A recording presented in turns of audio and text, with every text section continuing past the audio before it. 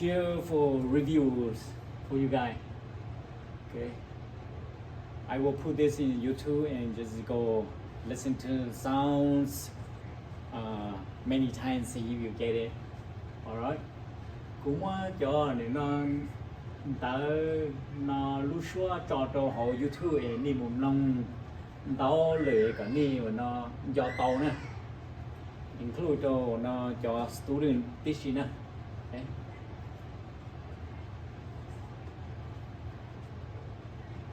Ha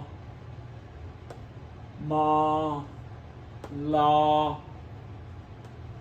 no no no no ha ma la no no no no no ha ma la no no no no no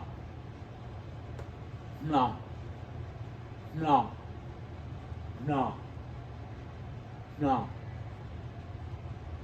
no no ha no ya nhỏ nhỏ nhỏ nhỏ nhỏ ha no ya nhỏ ha no ya nhỏ nhỏ nhỏ.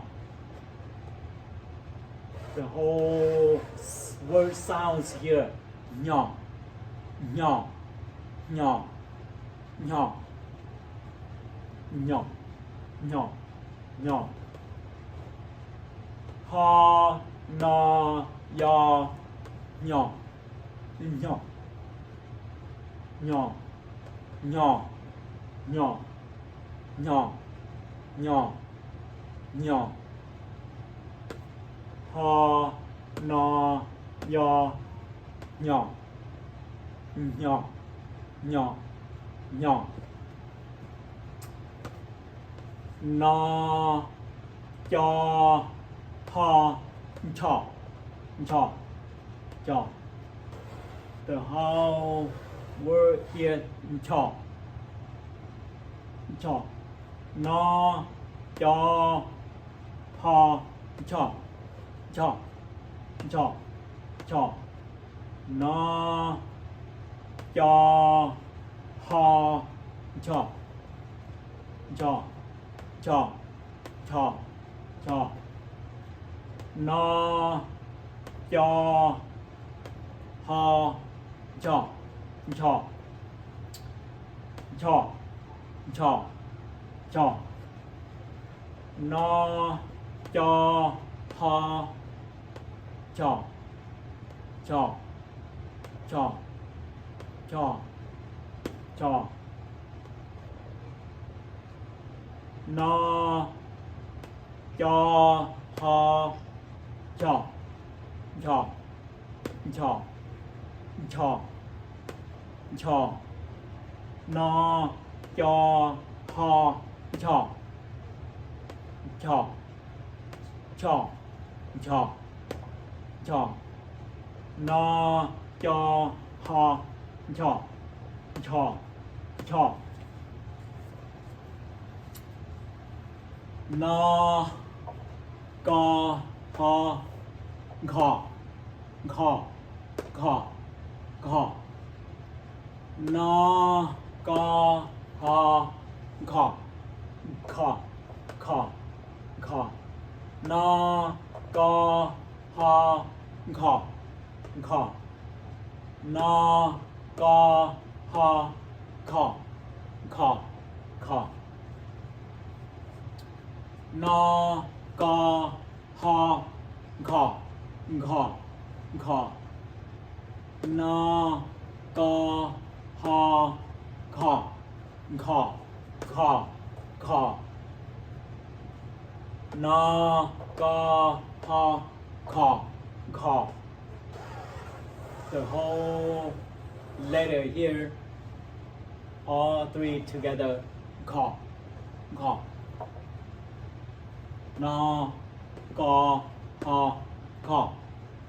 Na, ga, ha, ka. Na, ga, ha, ka. Na,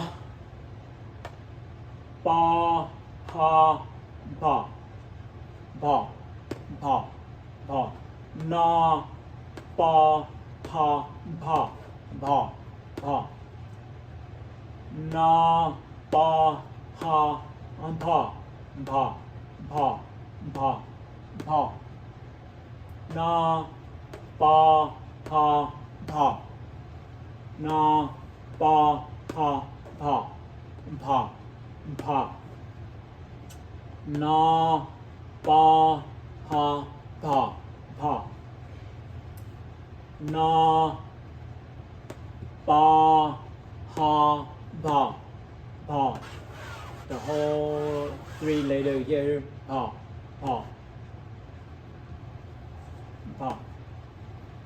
Na, ba, ha, pa. Na, ba, ha, pa. Na, ba, ha, pa. Na, ba, ha, pa. Na, ba, ha, pa. The three letter here is pa. The sound of this letter, pa. Na, ba, ha, pa.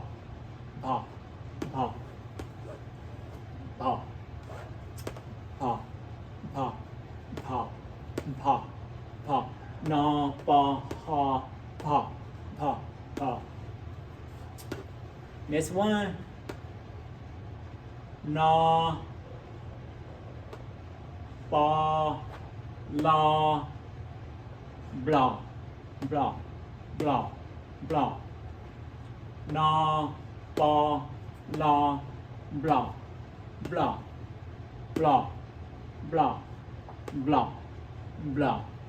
Na, ba, la, blah. Na, ba, la, blah.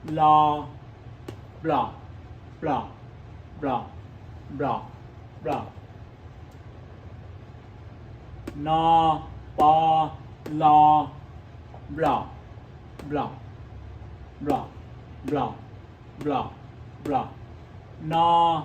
ba, la, blah. Na,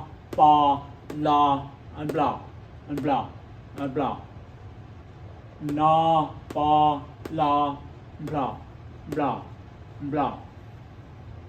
Na, ba, la, blah. Na, ba, la, blah. Na, ba, la, blah. Na, ba, la, blah. The whole three letter here is blah. Na, ba, la, blah. The last on this lessons will be na, a, ha, ka. Na, a, ha, ka. Na, a, ha, ka. Na, a, ha, ha. The whole three letter here. Ha.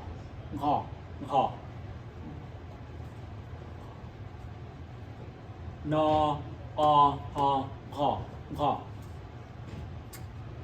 Na, a, ha, ka. Na,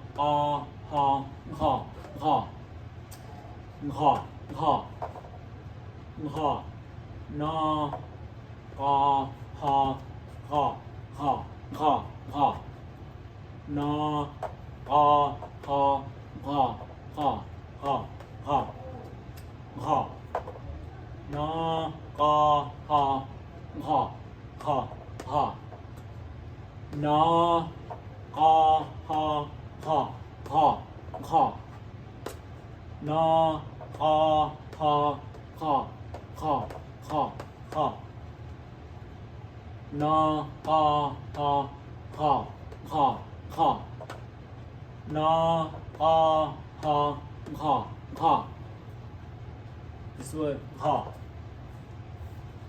Ha.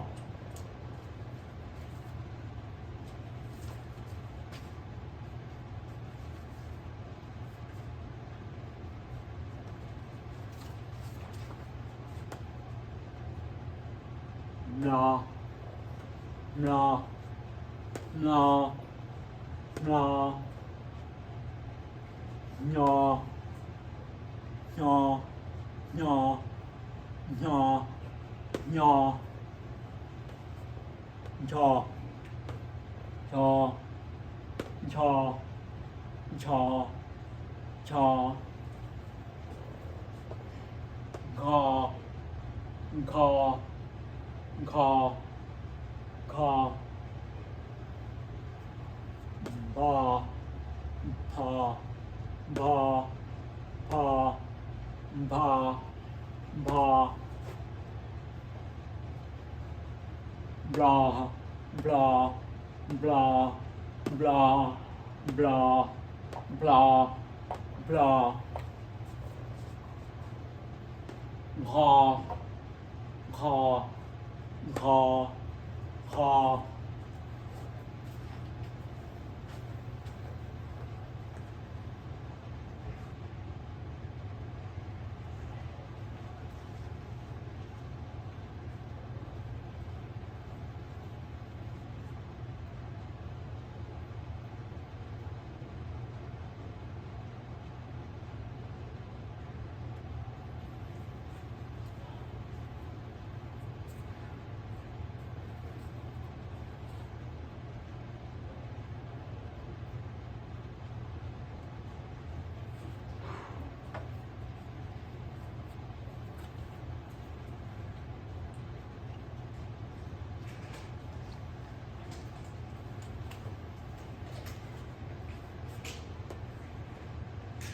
Cho.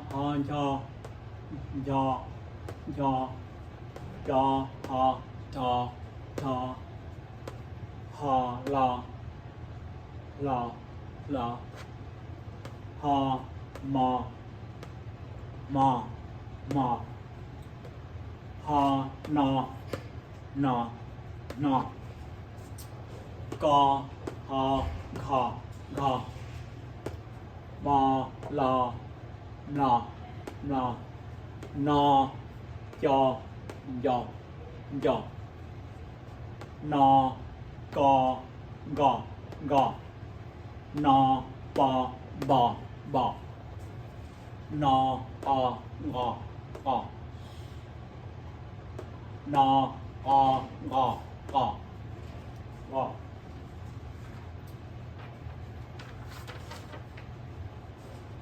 Cha. Ha. La. Ma. Na. Kha. Na. Ya. Ga. Ba. Ga.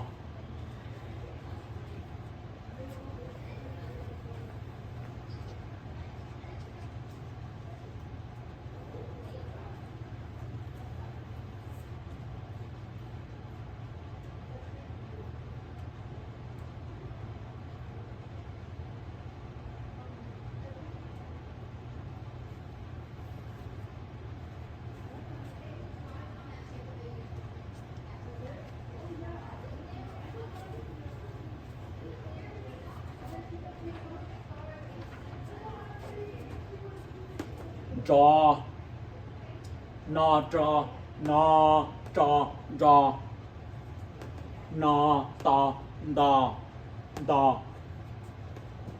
na ya, nya, nya, ba, pa, pa, pa, pa, pa, ba, la, blah, blah, blah. Ah, ha, ka, ka, ka. Ja, ha, ta, ta, ta. Da, ha, ta, ta, ta. Da, sha, ja, ja. Da, sha, ja. Da, sha, da, sha, za, za. Sha, ya, nya. Sha, ya, nya. Ja, da, nya. Pa, bla, ka, ja, ta, ja, za, sha. All this just review for you guys.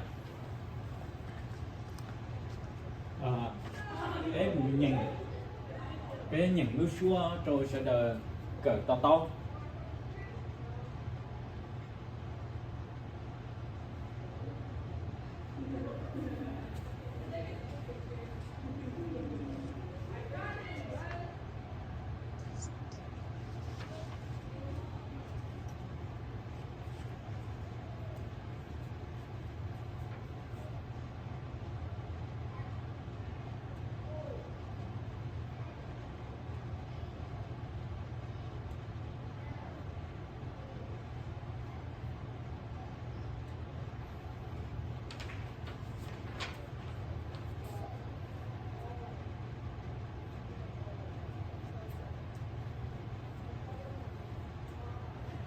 This is the formula for you to write Hmong words. Hmong word for read or write.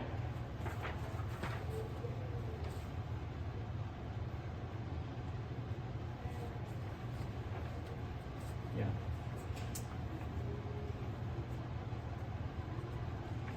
This is the formula or the table for you to how to read and write Hmong words. Nó giờ lu nó trung tánh kể trong the Hmong. First, number one.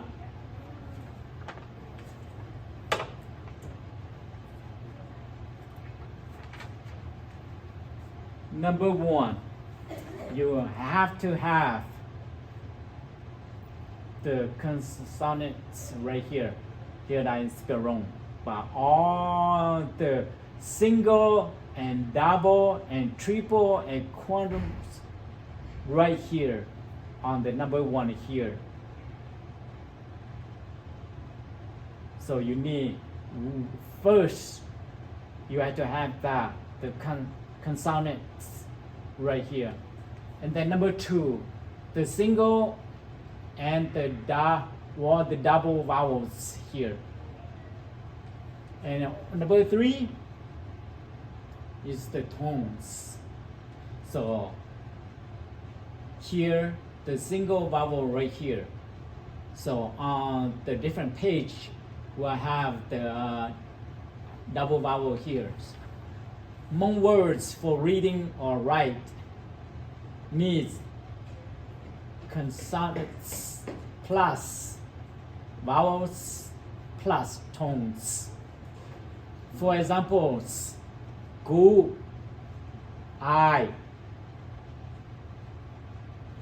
the ga plus u, ga plus u plus tone, ji gu, gu right here, gu right here.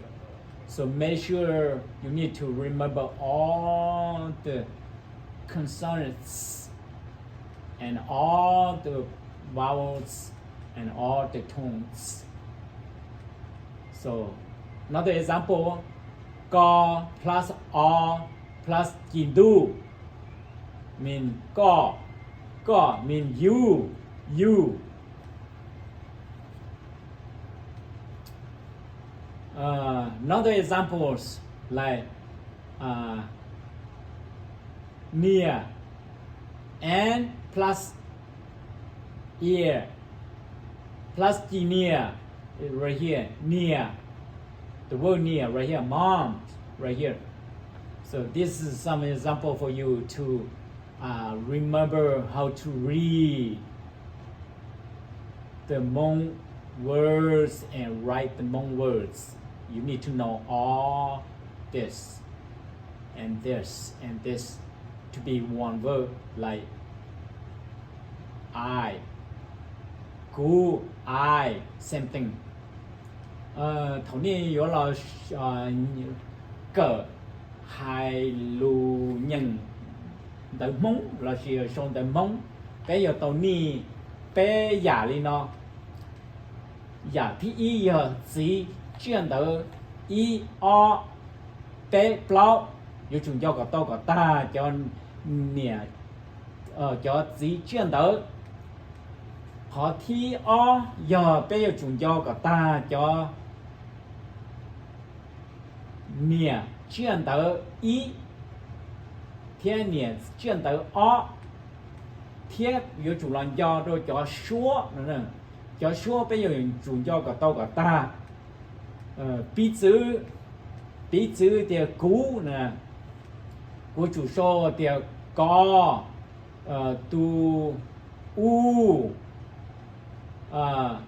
plus tones là chỉ cho chỉ cú right here chỉ cú right here chỉ cú then it's become one word cú yêu chủ song tờ mong hiện những tờ mong yêu chủ cho linh nó nên cho yêu chủ cho cả tàu chỉ chuyện tờ nhẹ chuyện tờ theo lúc xua giờ nên cho tàu cho nó là yêu bắt tàu nè. Remember, you need to remember all the single, double, triple, and quadrum consonants here, and all the single and double vowels here in the tones to be able to read and write. So this is the example for we to study. All right, we'll make some more example to come in next time.